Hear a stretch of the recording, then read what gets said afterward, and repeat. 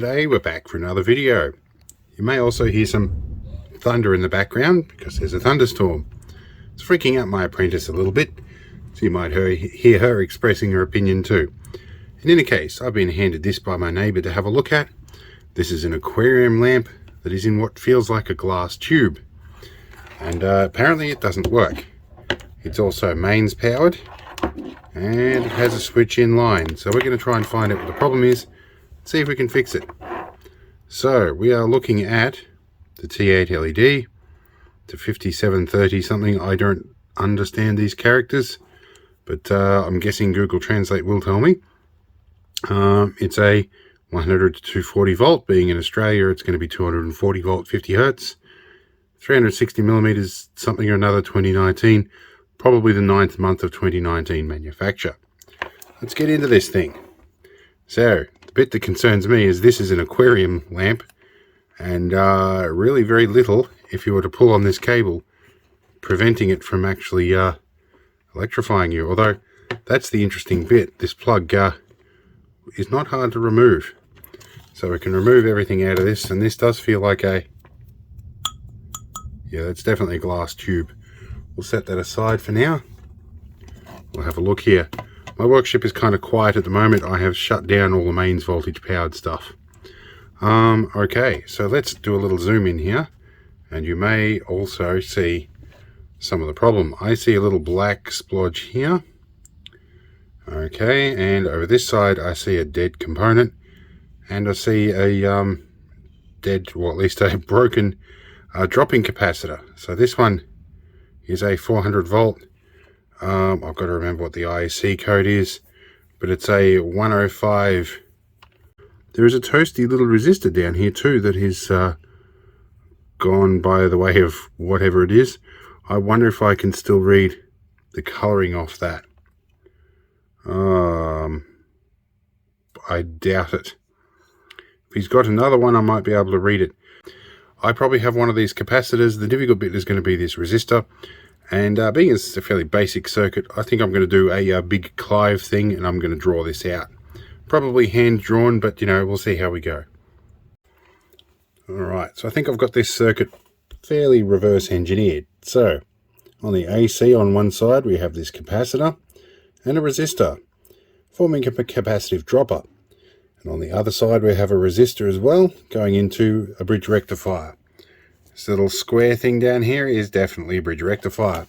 Now I may have my diodes backwards because I can never quite remember without checking how to draw a bridge rectifier, but this is 4 diodes. So for the purposes of this diagram, we are going to take a positive out, and we go out straight to the positive out through a series resistor. They have a series resistor on the other side, which I'm not sure why they needed to do that, but they've done it. And you have a capacitor across here, which helps smooth out the lumpy DC coming out of the bridge rectifier. There is also this resistor here between negative and positive. I'm not sure why. Maybe that's a current limit, or well, these would be current limit. Maybe that's a voltage limit, a really cheap one. 10 microfarad is sort of barely filtering, which you'd probably get a bit of flicker out of the LEDs from that. But overall, a fairly simple circuit. This resistor here is the one that's blown. I can probably assume that these two resistors are going to be of a similar value, but I probably can't make that assumption. Now, I think I know where I can find a couple of parts to fix this. We'll see what we can do. Provided nothing else has gone wrong with this, I can probably check some of that. But more or less, that's how this power supply is laid out. So let's go and see if we can improvise something. Alright, now I've got a few ideas on how to fix this, but before I get carried away, I want to check something. This didn't burn out for no reason, so I want to see if this string actually works. So I might try using my little needle probes here and backfeeding some voltage into the bridge rectifier.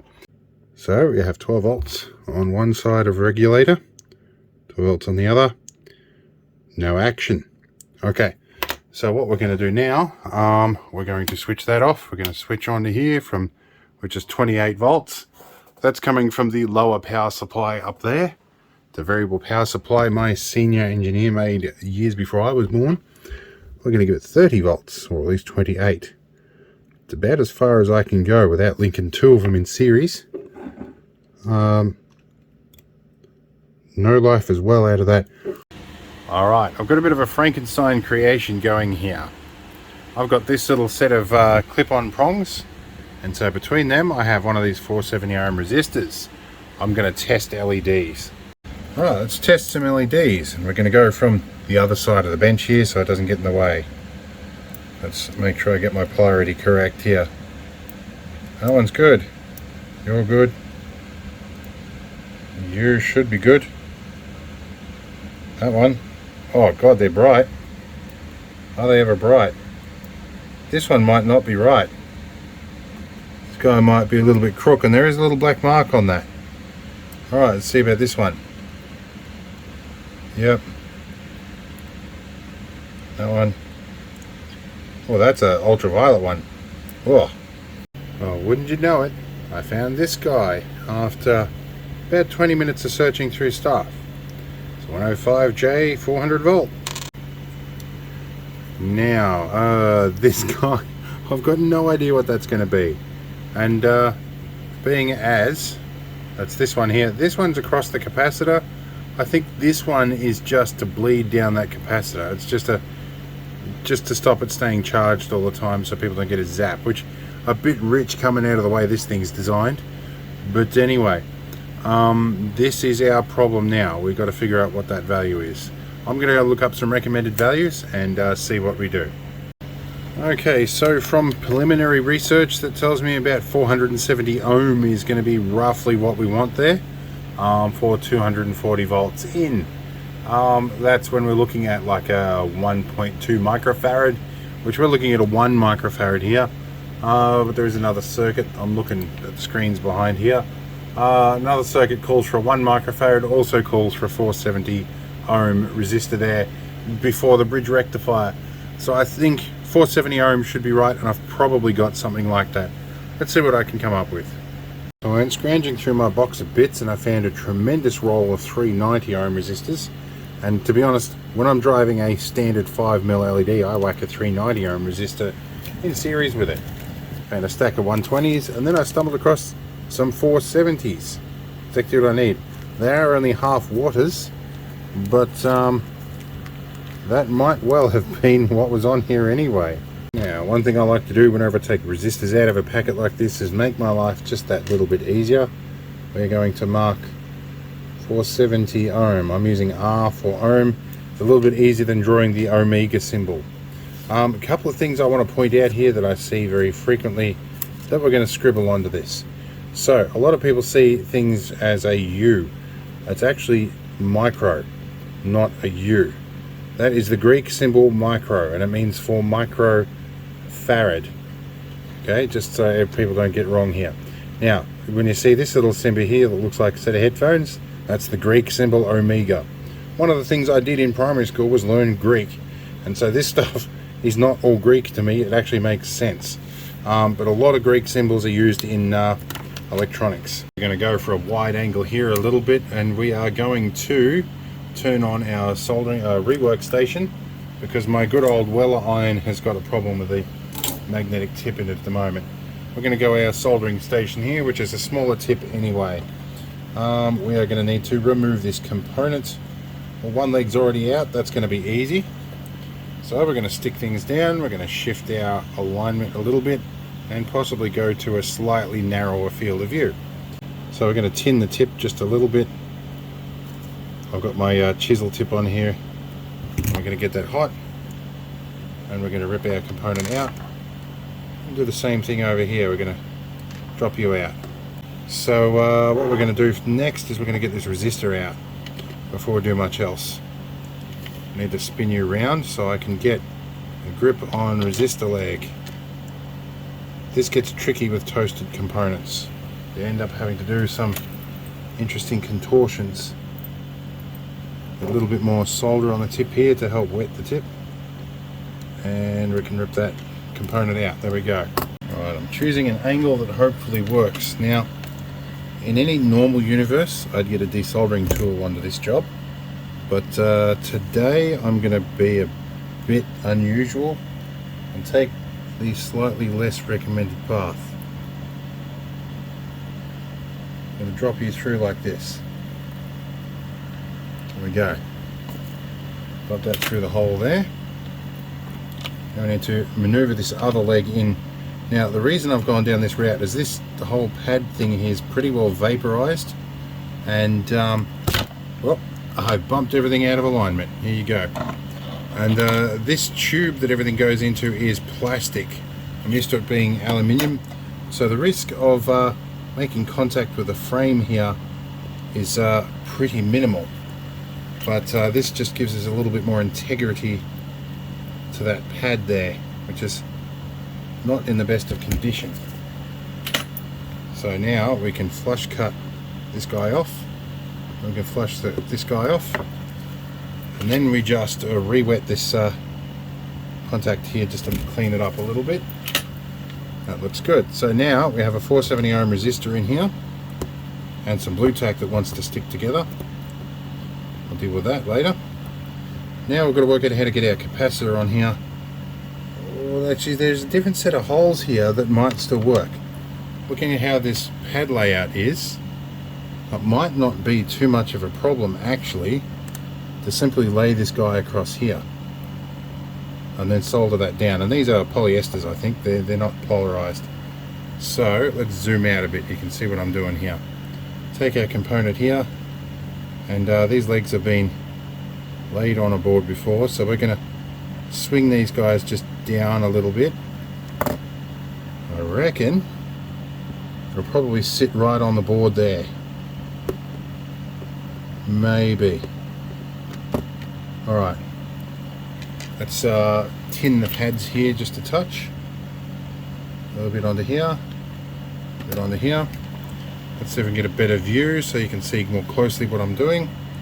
Hopefully my fingers don't get in the way. That's the old one, get rid of you. We probably want to, just while we're here, tin these just a little bit. Take a little bit off that, a little bit much. Okay, let's drop you onto this board. With that and that. Alright, I think that will just about do the job. Let's find our mains lead and hook it up again. And then we'll see if we can trip an RCD and shut my cameras down. Swing you around here. Now what did we say? Our neutral, which is blue, is on there. Our active is on there. So N for Nelly. Nelly the neutral goes up here on the inside. Alright, and that would be our brown, our active, which is where I recall seeing it, in there. Okay, let's go back to wide angle. So now what we can do here is we can reset our systems, turns our soldering iron off, turn off our monitoring computer. Alright, well I don't want to pack this all in the tube before I test it, but I don't want to be touching this thing when I hook it up to mains, although I know the RCDs here work. We have, with the setup here, we have a UPS hiding away in here, and on that is an RCD, and then there's an RCD protected board. Then we have working RCDs at the box as well, so something will trip if I do something stupid. Let's just peg a few things down so we can't get electrified. Alright, I'm going to plug it in, and I'm pretty much sure the switch is off. See what happens. Okay, let's flick the switch on. Oh. No, we got nothing. And nothing's blowing up either. Now, looking at the circuit diagram, this capacitor is the one here. It's the 10 microfarad. Technically, if it's not working, it shouldn't affect things. It'll just make it look a bit smoother. It would still be flickering and you'd see some voltage out of it. So I'm going to hold off on that a little bit. I am going to remove it off the board and test it, but I don't think that's our problem. Alright, we're going to rip this guy out. Need a little bit of solder over the back here and wet the tip. Pick this guy up by the top and a bit on each leg till she comes out. Alright, there we go. Alright, let's plug in again. Alright, we're plugged in. Flick the switch on the cable. No flickering LEDs. Alright, I suspect I may have found our problem. This little thing here, there's our LED junction right there. She looks burnt out. That's a more normal one. Let's move down to a white one. See how the junction looks fairly normal in that one? In this one, she's shagged. I might be able to lift that off. I've got a heat gun, and I might have a replacement LED we can drop in there. But first, we're going to stick a multimeter on this and see if we've got power there. Alright, we've got voltmeter on 200 volt range clipped onto the output of this, and let's see if we can plug her in. Flick on. Oh, hello, we've got 194 volts. That's scary. That is quite scary. Anyway, we know we've got voltage coming out of the circuit, so that LED might well be the problem. I think we're about right here. We're about the 400 degree mark. Just going to try and float this guy off the board, if we can do that. There we go, come off the board nicely. Alright, now for donor LEDs, I have this strip of LED stripping, but these have got 6 pins in them instead of 2, and these are 3 LEDs in a stack. I'm not sure they're going to work quite the same way, but we can have a crack and see. Alright, transplant time.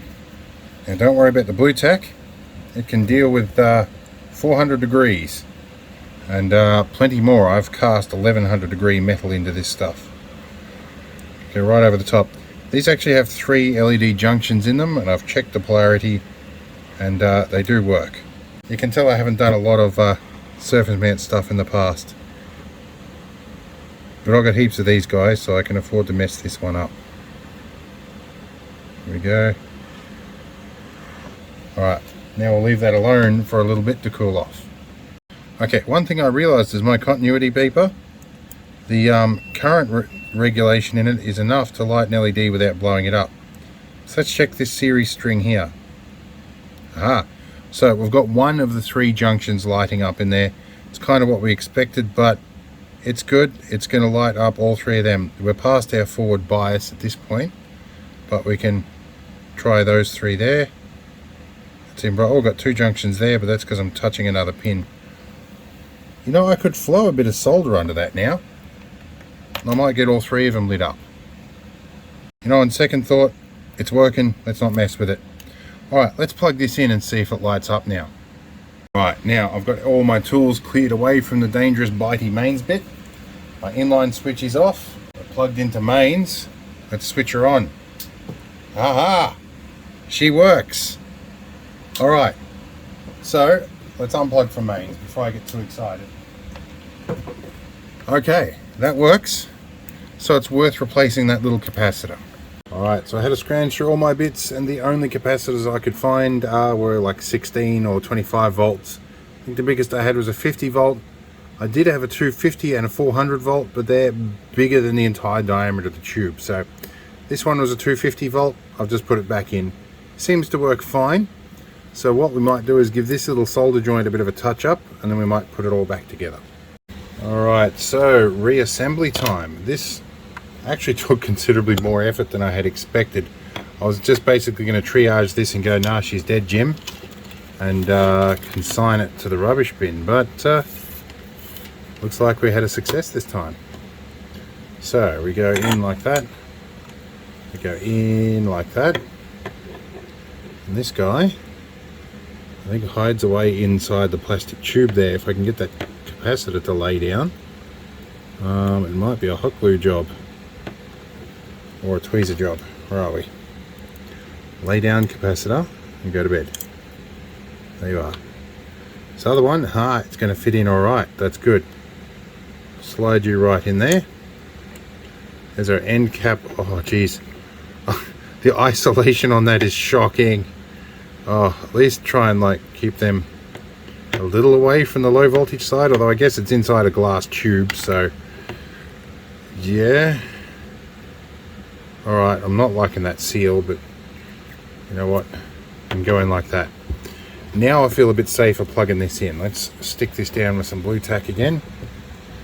See how we go. Let's turn our main lights off and we'll see how we go. Alright, we're on minimum lighting here. Let's go factory switch. Haha! It works! And yes, it is the full spectrum light. I think he's going to be happy. This belongs to my neighbour. It's for his aquariums. So I've noticed there's 2 LEDs on the end here that don't work. That is interesting. But I'm not going to look the gift horse in the mouth. I could have transplanted one of those up there. That's what I could have done. But either way, it's working. I think we'll be good with that. We're going to call this done. We're going to do our 2 thumbs up because we finally got this working. I don't often have a lot of success with these, but this time it worked. So, good outcome. My neighbour will be happy. We'll continue on and we'll see you in the next video.